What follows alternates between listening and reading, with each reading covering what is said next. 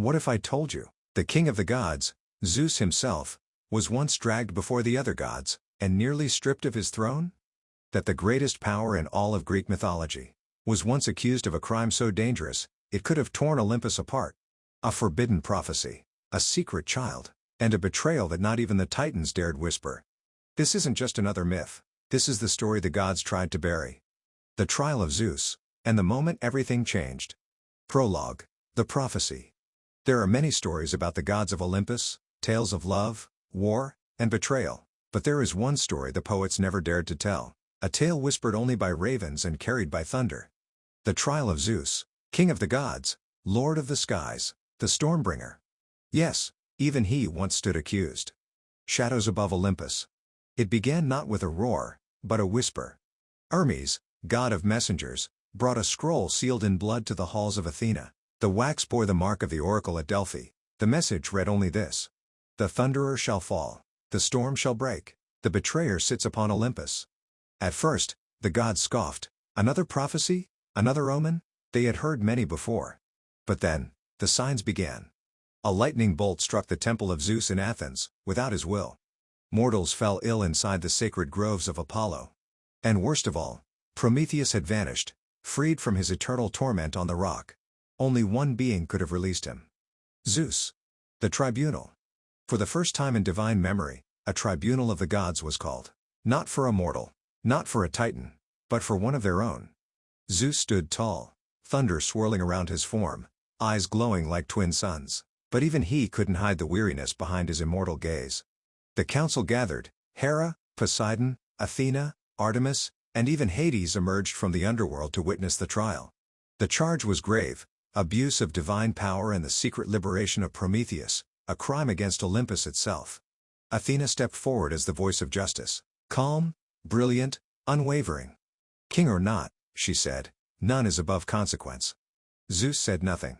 But when Hera, his wife, his queen, spoke, Olympus trembled.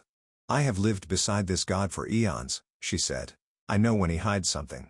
He fears a truth, more than he fears this court. The forbidden truth. From the silence, truth spilled like fire over oil. A long time ago, as Prometheus was chained for giving fire to mortals, he whispered something into Zeus's ear. A prophecy, not about men, not about fire, but about a child. A child of divine and titan blood shall rise, Prometheus had said. More powerful than any god before him, not a destroyer, but a replacement. The words haunted Zeus. He had crushed Kronos. He had imprisoned the titans. He had kept order with a fist of lightning. But now, the idea of losing Olympus to a child, a hybrid, was more terrifying than any war. So, he left Prometheus in chains. Not for fire, not for rebellion, but because he alone knew the prophecy. Until recently. Zeus had freed Prometheus in secret, not out of mercy, but because he feared the child might already be born, and he needed Prometheus to help hunt him down and kill him.